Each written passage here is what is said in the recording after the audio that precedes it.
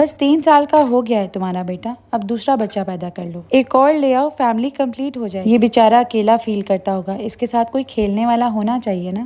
ابھی پلاننگ کر لو تو اچھا ہے، عمر زیادہ ہو جائے گی تو مسئلہ ہو جائے گا۔ کیا پتا اس دفعہ تمہاری بیٹی ہو جائے تو تمہاری یہ خواہش بھی پوری ہو جائے گی۔ 2-4 بچے تو ہونے چاہیے، بڑھاپے کا سہارا ہوتے ہیں۔ اور ایسی کتنی ساری باتیں۔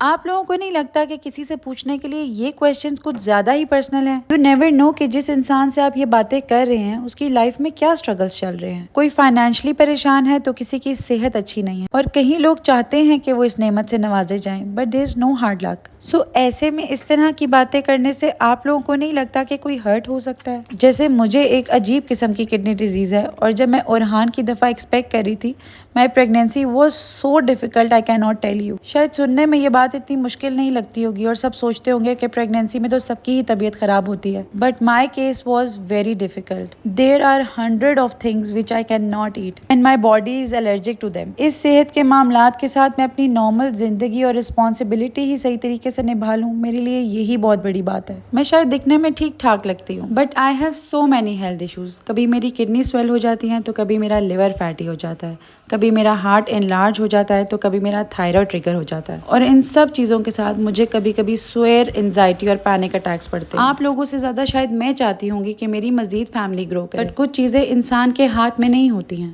یہ تو تھی میری سائڈ کی بات، بٹ آئی بلیو کہ لوگوں کے اندر سے بیسک ایتھکس اور مینرز تو ختم ہی ہو گئے ہیں۔